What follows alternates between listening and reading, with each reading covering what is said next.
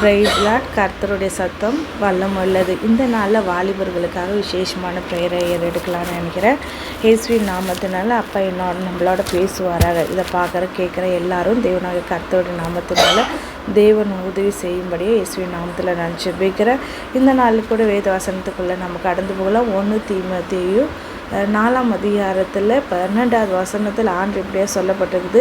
உன் இளமையை குறித்து ஒருவனும் உன்னை அசட்டை பண்ணாதபடிக்கு நீ வார்த்தையிலும் நடக்கையிலும் அன்பிலும் ஆவிலும் விசுவாசத்திலும் கற்பிலும் விசுவாசிகளுக்கு மாதிரியாக இருன்னு ஆண்டவர் சொல்லியிருக்கிறார்.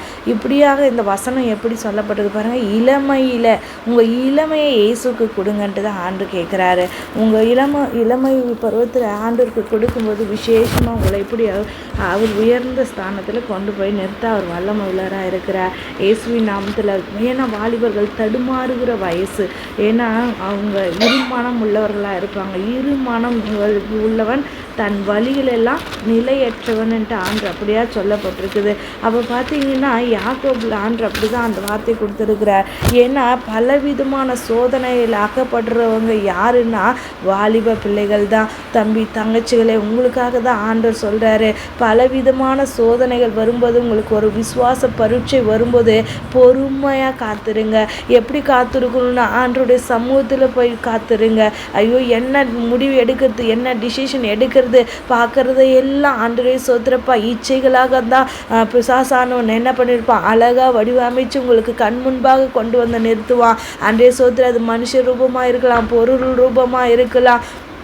கர்த்தர் ஆண்டவரே சோதரி எந்த ரூபத்தில் பிசாசானவன் ஆண்டவரே சோதரி உங்களை ஈச்சிப்பான்னு நமக்கு தெரியாது. ஆனால் கர்த்தர் சொல்கிறாரு எல்லா விதத்துலையும் பொறுமையாக காத்துருங்கன்னுட்டு ஆண்டவர் சொல்கிறாரு. ஆனால் பார்த்தீங்கன்னா யாக்கோபு 1:4 சொல்கிறாரு, நீங்கள் ஒன்றிலும் குறைவுள்ளவர்களாக இராமல் பூரணராயும் நிறைவுள்ளவர்களாக இருக்கும்படி பொறுமையானது பூரண கிரியை செய்ய கடவுது. அந்த பொறுமையை நீங்கள் காத்து கொள்ளும்போது சரியான டிசிஷன் எடுப்பீங்க.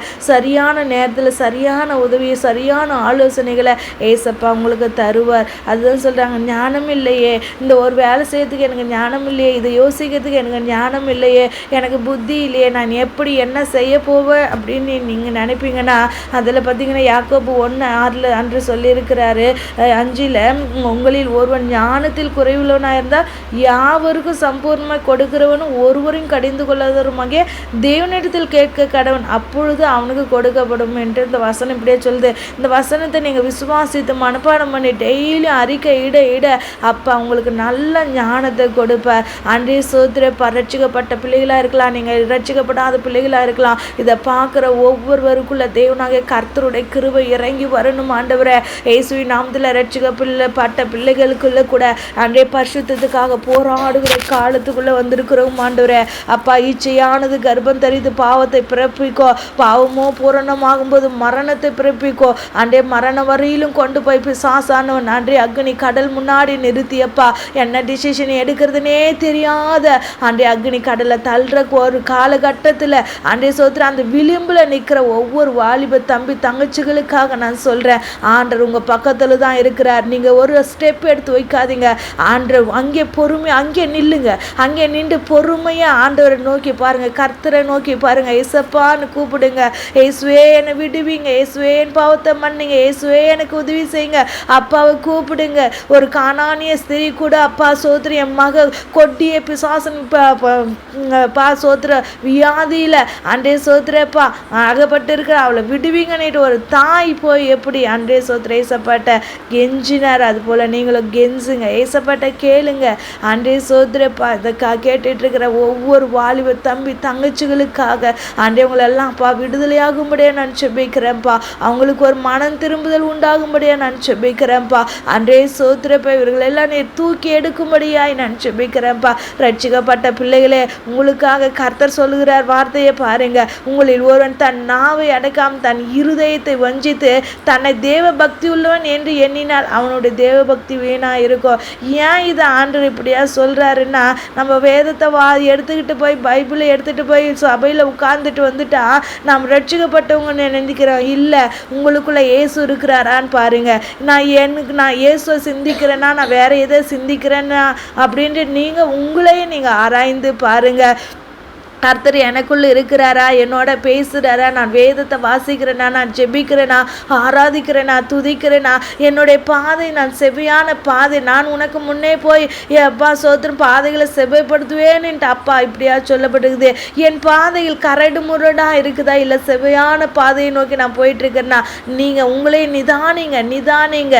அதுக்கு மேலே கூட பார்த்தீங்கன்னா யாக்கோபு 1ஆம் அதிகாரத்தில் 23வது வசனத்தில் ஆண்டு இப்படியா சொல்லப்பட்டிருக்குது.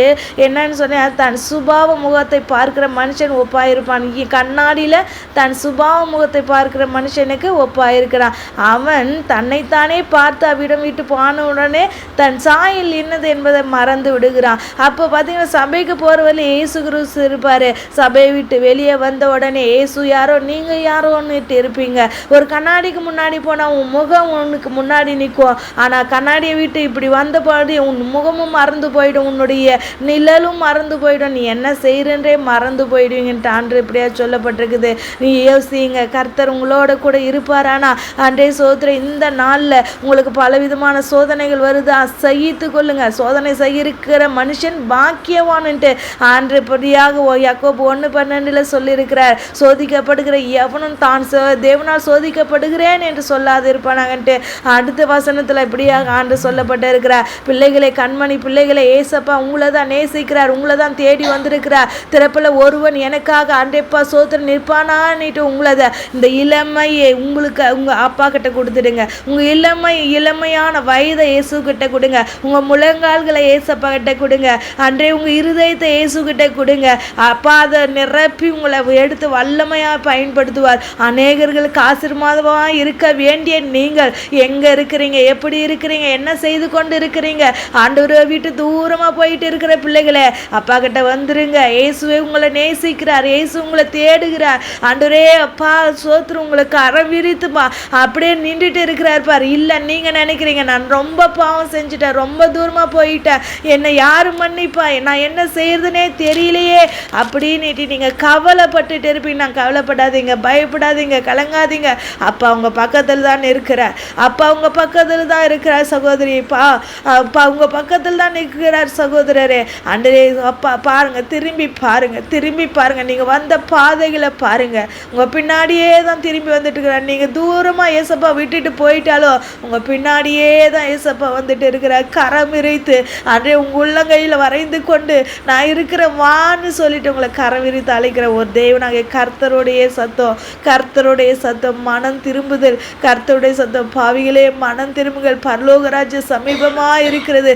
கடைசி காலத்தில் வந்து நிற்கிற பிள்ளைகளே, கர்த்தருக்காக உங்கள் வாழ்க்கையை கொடுங்க.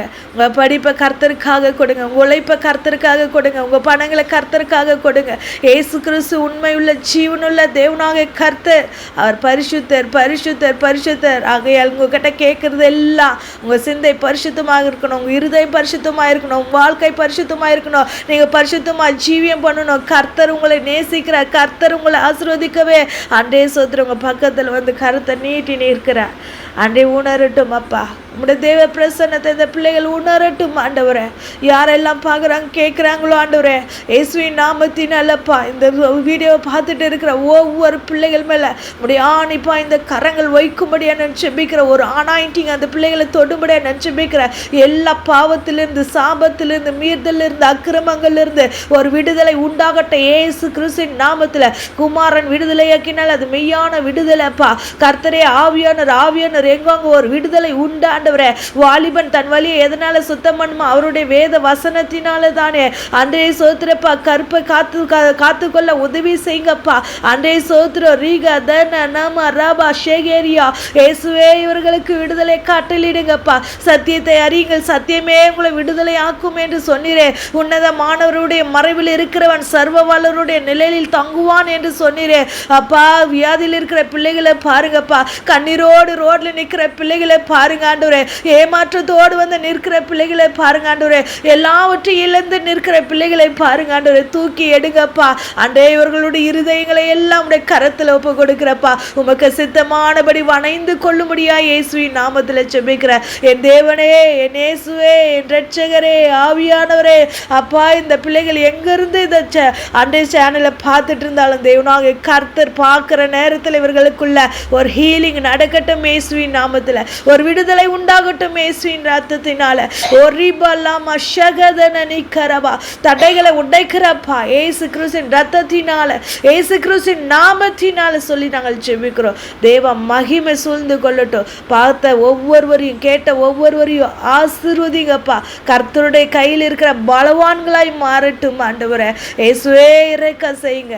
இயேசுவே இவர்களுக்காக மனம் இறங்கும்படியா மன்றாடுகிறோம் ஆண்டவரே. என் தேச பிள்ளைகளை பாதுகாக்கும்படியா அன்றே ஒவ்வொரு வாலிப பிள்ளை தம்பி தங்கச்சிகளை நீ தூக்கி நிறுத்தும்படியாய் நான் ஜெபிக்கிறேன் அப்பா. அவர் கரங்களை பிடித்து கொள்ளுங்க ஆண்டவரே. அவங்க இருதயங்களை பிடித்து கொள்ளுங்க ஆண்டவரே. அவங்க சிந்தைகளை திருப்பி கொள்ளுங்க ஆண்டவரே. பரிசுத்த ஜீவியத்துக்கு ஒப்பு கொடுக்கிறோம் அப்பா. ஒவ்வொருவரையும் நீர் ஆசீர்வாதத்துக்கு கனப்படுத்துங்க. அவங்க படிப்பில் ஆசீர்வாதமாக இருக்கட்டும், எதிர்காலத்தில் ஆசீர்வாதமாக இருக்கட்டும். அன்றேப்பா உம்முக்கு ஊழியம் செய்யறதுல எழுப்பி பிரகாசிக்கிறவர்களாக இருக்கட்டும். தேவனாக கர்த்தருடைய கரை இவர்களோடு இருக்கட்டும். இந்த சத்தத்தை கேட்ட ஒவ்வொருவரையும் ஆண்டவரே